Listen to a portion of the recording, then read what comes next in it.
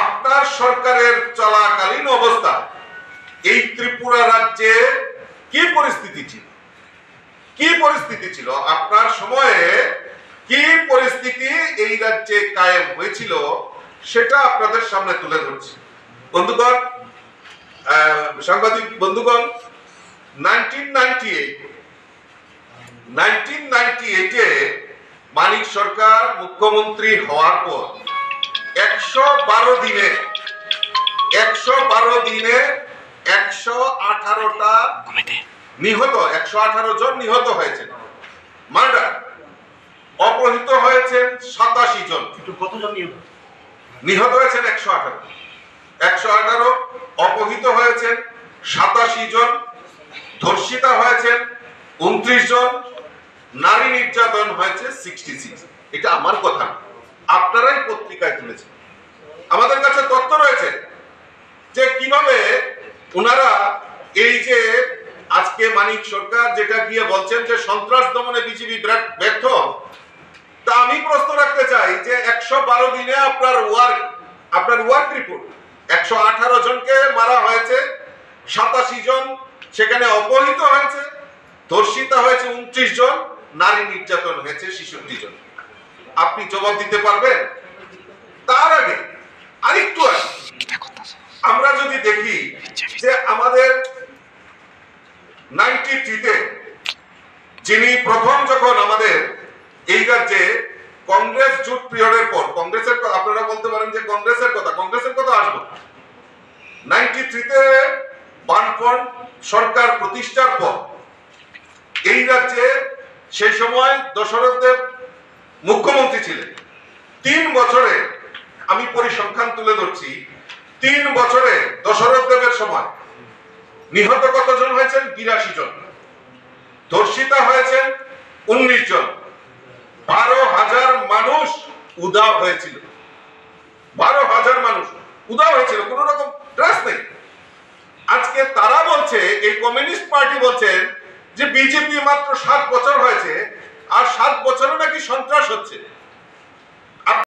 Smart হবো না, ত্রিপুরা রাজ্যের মানুষ কেন স্মার্ট হবো না, যেখানে আমাদের স্কোপ রয়েছে।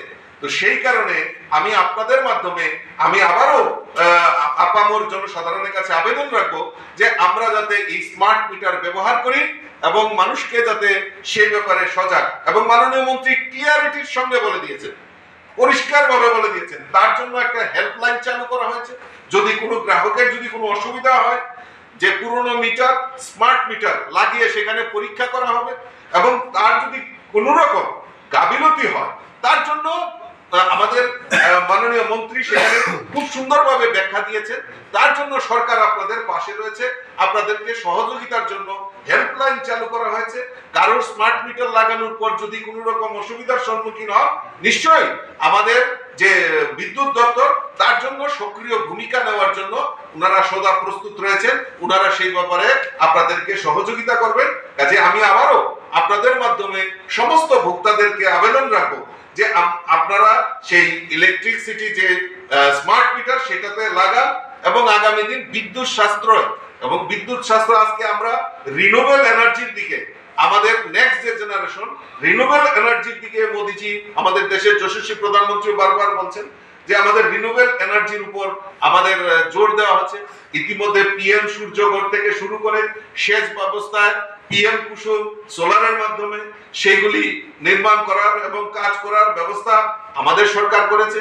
কাজে আমাদের বিকল্প যে সৌর শক্তিকে কাজে লাগিয়ে বিকল্প যে আমাদের সৌর বিদ্যুৎ সেটাকে আমাদের কাজে লাগাতে হবে, এবং দিনকে দিন আমরা সেই দিকে অগ্রসর হব এবং স্মার্টের দিকে আমরা এগিয়ে যাব। তাই আমি আবারও আপনাদের মাধ্যমে আমার আপামর জনসাধারণকে আমি 98 থেকে 93 পর্যন্ত এই যে কালো দিন, এই কালো দিনের কথা যখন শুনে তারা শিউরে ওঠে। আর আজকে সেই কংগ্রেসীরা আজকে ওই 2 সন্ত্রাসের দল ত্রিপুরা রাজ্যে একত্রিত হয়ে ভারতীয় জনতা পার্টির প্রতি, ভারতীয় জনতা পার্টিকে অপপ্রচার করে ভারতীয় জনতা পার্টিকে চাপিয়ে রাখার যে প্রচেষ্টা, তার ধিক্কার জানায়। এটা কোনোদিনও সম্ভব হবে না, কারণ তারা এই ঘুমিয়ে ঘুমিয়ে স্বপ্ন দেখছেন। কারণ আমাদের এই রাজ্যের সরকার প্রতিষ্ঠার পর মানুষের জন্য কাজ করা, রাজ্যের ডেভেলপমেন্টের জন্য কাজ করা, আমাদের সরকার সেই দৃষ্টিকোণ রেখে কাজ করছে। আমি আর বেশি দীর্ঘায়িত করছি না।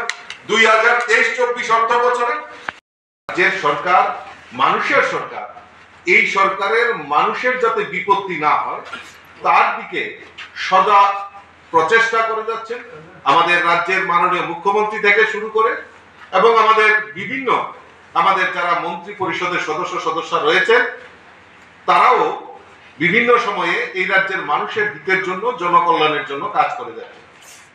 এই যে স্মার্ট মিটার নিয়ে রাস্তায় সরব হয়ে আন্দোলন করছেন এবং বিভ্রান্তমূলক কেচ্ছা সরানোর জন্য উনারা প্রয়াস করছেন, সেটাকে আমরা নিন্দা জানাই। ভারতীয় জনতা পার্টি আমরা তার কন্ডাম করছি, নিন্দা জানাচ্ছি।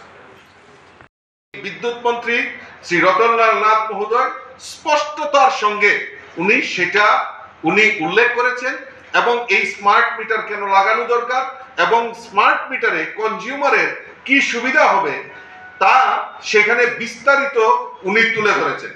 আমি আপনাদের কাছে কিছু তথ্য তুলে ধরছি যে আমাদের এই ভারতবর্ষের সরকার, কেন্দ্রের সরকার সিদ্ধান্ত নিয়েছে যে আমাদের যে বিভিন্ন রাজ্যে আমাদের এই স্মার্ট মিটার লাগাতে হবে।